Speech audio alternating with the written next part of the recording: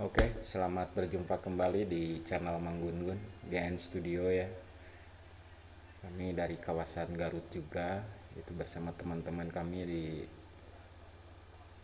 pencinta fotografi di kawasan Garut, Jawa Barat. Kami akan berbagi pengalaman atau ya sedikit eksis aja di YouTube aja gitu ya, biar kelihatannya kekinian. Jadi sebetulnya hal-hal yang receh seperti ini kadang-kadang sama master-master fotografer ya sering kelewat. Jadi kita berusaha berbagi pengalaman aja dengan kamera-kamera yang low entry ya, yang murah. Tapi sering kita gunakan di acara job wedding atau acara prawed atau apalah gitu. Banyak acara-acara yang menggunakan kamera seperti ini. Kita akan berbagi atau membahas tuntas tentang menu-menu yang dipergunakan di kamera Nikon D5600 yang ada di hadapan saya seperti ini ya. Untuk penampilannya seperti ini ya, ini D5600 ya. Nah ini D5600 ya, kelihatan ya. Nah, ini pakai kamera lensanya lensa standar aja, lensa kit, dan juga tidak PR ya, karena ini yang paling murah. Sebetulnya bawaannya itu PR ya, yang bawaan lensa kit ini PR. Cuman kebetulan rusak. Ya rusaknya karena jamur melanda gitu. Dan kurang begitu apik dalam penggunaannya, jadi resikonya seperti itu, rusak gitu. Makanya kalau ke kamera ya hati-hati, ini sering jatuh ya lensanya sebelumnya. Kalau yang ini nggak ada baru. Tapi belinya yang murah gitu. Saya sarankan jangan beli yang murah karena kurang begitu baik dibandingkan dengan lensa yang lebih di atas. Rasa-rasanya agak kurang ini, kurang tajam gitu ya. Kurang di mana gitu lensanya, nggak betul sempurna kayaknya. Beda dengan bawaan. Ya, jangan dituruti lah kalau itu. Kalau saya juga sering ini digantinya sama lensa 35 mm yang APS-C itu, yang DX.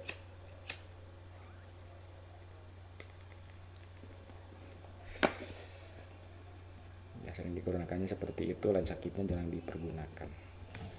Ini melihat dari atas, ini sering saya mempergunakannya di manual ya, manual mode. Ya biasanya rata-rata orang senangnya di manual gitu ya. Kecuali ada di S, di A itu A sama M biasanya. Kalau A itu biasanya untuk shutter speed yang berubah-ubah, yang otomatis kamera merubah shutter speednya saja menyesuaikan dengan kondisi pencahayaan di waktu kita motret. Kondisi A ini bisa kita siasati juga dengan ISO auto ya. Jadi posisi di manual tapi ISO-nya pakai auto ya. Itu ya sama-sama saja lah, itu trik-trik dari seorang tukang kamera ya, yang lagi megang kamera itu mana yang lebih praktis kalau misalkan ada momen-momen yang harus dikomunikasikan dengan sangat cepat. Karena yang otomatis sebagian itu adalah penting ya. Jadi kita hanya merubah setting 1 2, yang satu bagian saja, yang lainnya mengotomatiskan sendiri gitu ya, menyesuaikan sendiri. Kalau saya seringnya jarang mempergunakan A, tapi saya sering manual dan pakai ISO auto gitu. Itu untuk mempermudah pekerjaan ketika ada event-event yang harus cepat disimpan di save gitu, biar tidak kelewat momen-momennya. Ya daripada kita ngambil resikonya kelewat, lebih baik misalkan gambarnya nggak terlalu maksimal 100% seperti yang kita harapkan gitu, daripada momennya nggak ada nanti kita kena komplain sama pelanggan. Oke, itu seperti itu. Ini adalah tombol live view ya, live view itu ya untuk ya gitu ya, live view. Nah,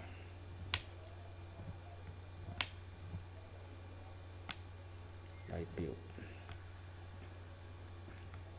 biasanya untuk live view melihat gambar ya, kalau kita motret untuk live view. Ini adalah tombol komposisi exposure ya, posisi tombol exposure ya untuk menambah gitu ya, nambah sekian step, mengurangi sekian step juga gitu. Biasanya itu bergunanya di A atau di ISO auto juga bisa bergunanya di A gitu ya. Jarang kalau di M itu kayaknya jarang itu, jarang muncul, nggak tahu, saya jarang mempergunakan aja. Ini biasa right mode ya, rubah-rubah, nggak tahu ini nama aslinya apa, yang penting itu aja lah, tombol knob aja itu yang diputer itu. Ini info gitu biasanya untuk memunculkan layar ini ya. Ini contohnya layar seperti ini, seperti ini. Ini info gitu ya. Nah ini kayak ini app-nya belum dibuka ya, belum, jadi ada tulis app-nya itu titik-titik gitu. Nah ini live view-nya. Nah,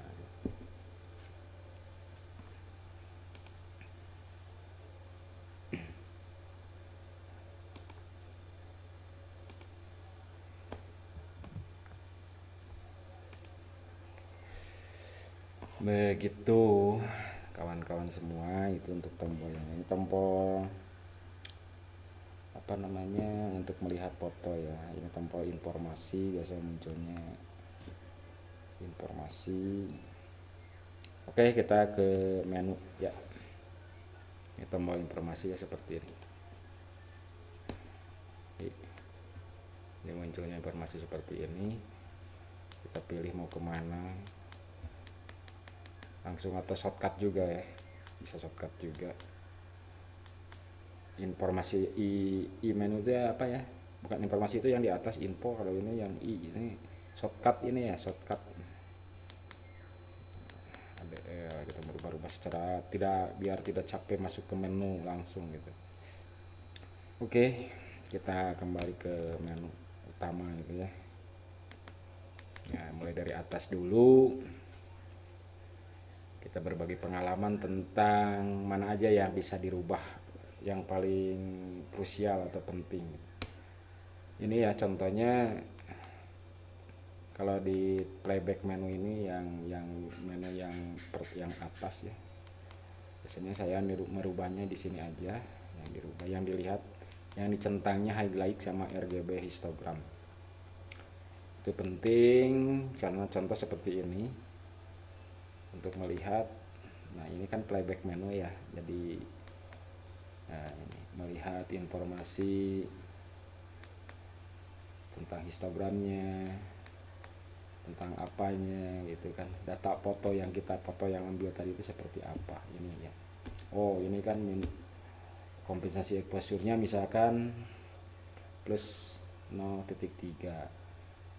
shutter speed-nya 160 gitu, di manual mode F-nya 5,6 misalkan seperti itu gitu. Itu kan menu seperti ini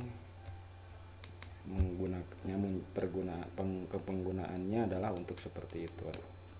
Sedikit kacau nih suara, mohon maaf aja itu kan. Oke ya, menu yang pertama udah, saya jarang yang melihat yang lainnya lagi. Image review ya pasti yang harus di on ya, ini yang lain di on kan aja. Playback folder ya all gitu biasanya, daripada kita pusing-pusing. Nah ini setting menu gitu, biasanya di paling atas itu ada reset setting menu. Ini kalau biasanya kalau kita kebingungan kenapa gambar berbeda seperti biasanya, apa yang terubah kemarinnya, daripada kita pusing ya kita reset aja, kembali ke pengaturan pabrik untuk reset settingnya aja gitu. Otomatis yang lain-lainnya seperti ini akan kembali default ke pabrik, ke setelan pertama gitu. Image quality saya biasanya fine. Kalau menggunakan RAW, ini kayak yang ini, yang atas nih, yang paling atas. Biasanya kalau menemukan kondisi pemotretan yang ekstrim, misalkan terlalu highlight-nya terlalu tinggi, cahaya terangnya terlalu over gitu ya. Terus lagi cahaya atau shadow-nya terlalu tinggi juga, Atau misalkan suhu warnanya misalkan pengaruh lampunya ngeping gitu. Pengaruh dekron, kalau di foto pernikahan itu dekron ada yang ngeping, ada yang kemerah-merahan, ada yang kebiru-biruan gitu. Itu biasanya saya menggunakan RAW untuk menyimpannya, karena nanti bisa merubah white and balance-nya di post processing, misalkan di Lightroom atau di Photoshop. Karena data yang di RAW itu akan lebih besar ya, tersimpan di kamera. Beda dengan JPEG ya. JPEG itu kayaknya terima jadi ya, sudah dikompresi gitu ya, kata para suhu itu. Ini size nya pasti saya menggunakan large yang paling besar, ISO sensitif, auto ISO saya sering gunakan. Kalau enggak ya di off aja. Tapi kalau saya sering menggunakan auto ISO juga biar enak gitu. Kalau yang lainnya maksimum ISO misalkan di berapa, kita di set berapa, minimum shutter speed ya rata-rata saya di auto aja. White balance, ini ya white balance, oh bukan, ini white balance. White balance saya seringnya menggunakan auto kalau foto motretan di luar.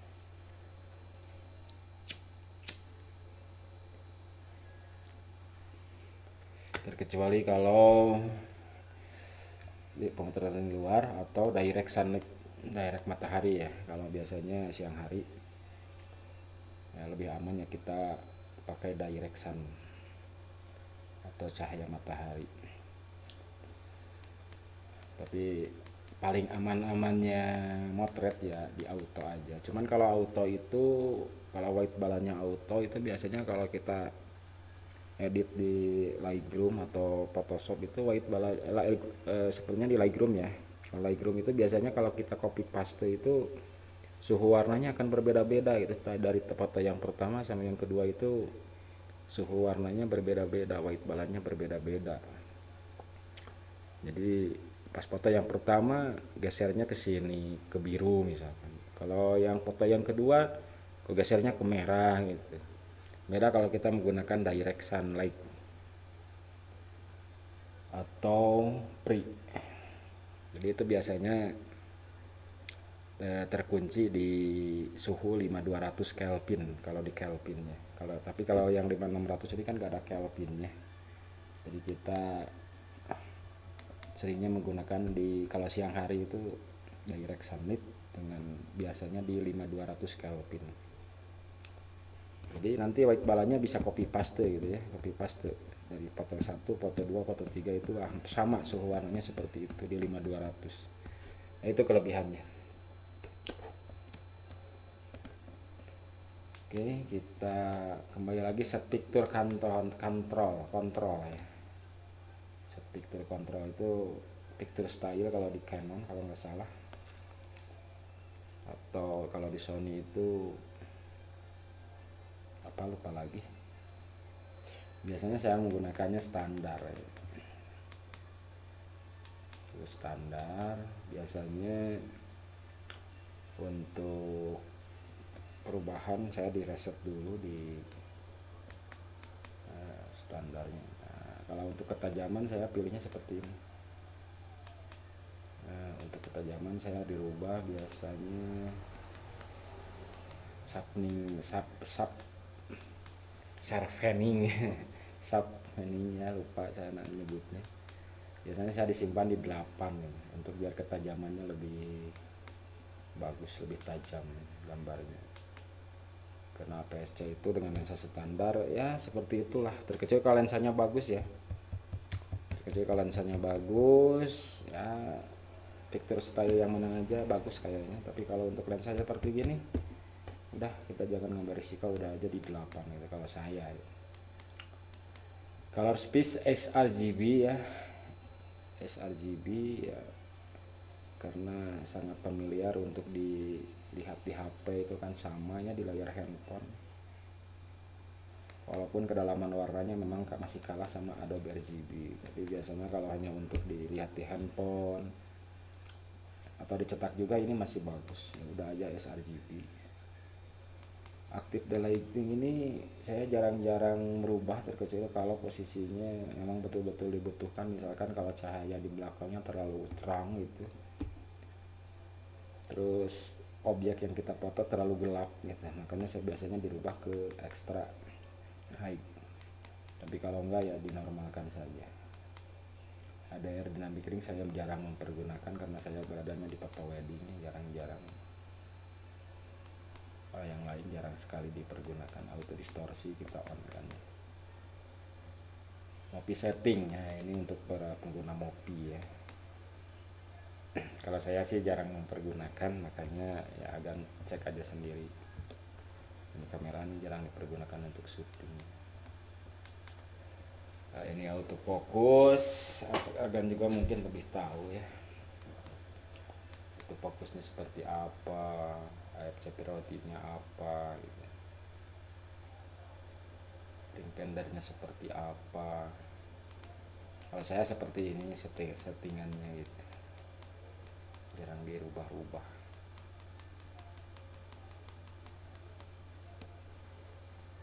Saya seperti ini, saya nggak bisa menjelasin karena bahasanya berbeda dengan bahasa saya. Hanya seperti itu aja, saya juga otodidak. Kontrol ya seperti itu juga. Nah saya nggak bisa ngasih pertimbangan kalau untuk itu. Ini kayaknya nggak terlalu penting amat, terkecuali format memory card ya.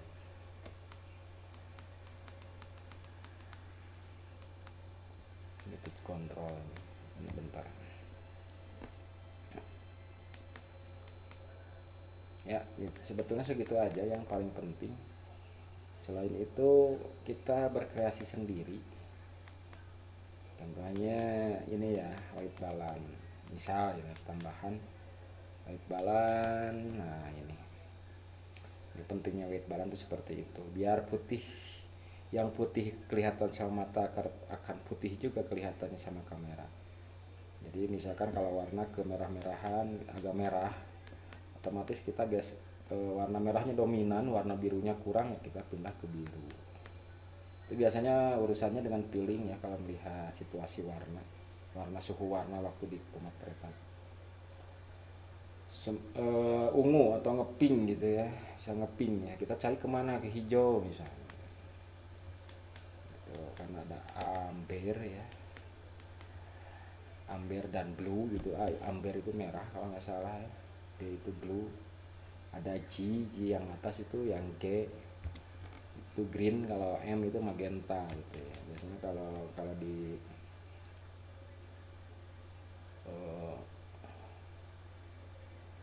namanya apa,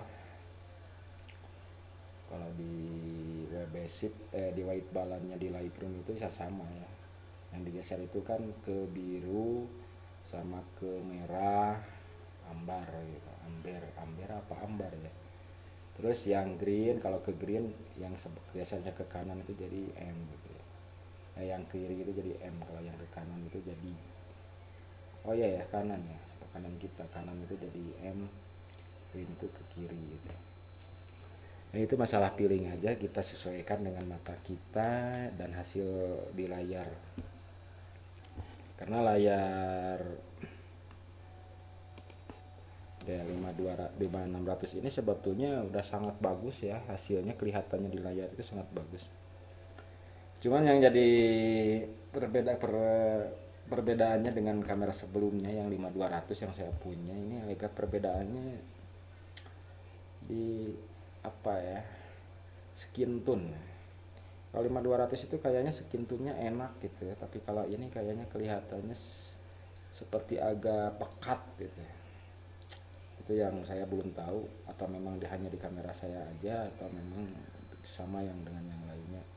Kalau yang udah memberi pengalaman, yang punya pengalaman silahkan komen ya. Karena yang saya rasakan itu kalau dibandingkan sama 5200 atau 5300, skin tone-nya ini agak pekat gitu ya, kurang begitu enak ya, warna kulitnya itu.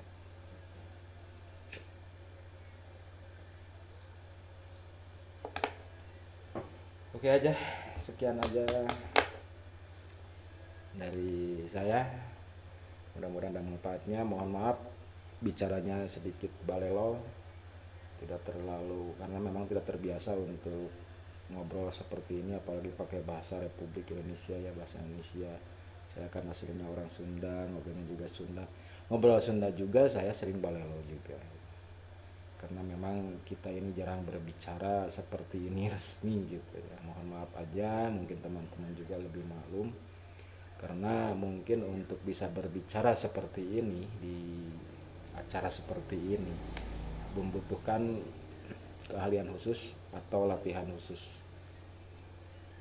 gitu. Mohon maaf aja, mungkin nanti selanjutnya ke depannya bisa terlatih dan akan lebih bagus kembali ya. Terima kasih, selamat malam, sampai jumpa. Assalamualaikum warahmatullahi wabarakatuh.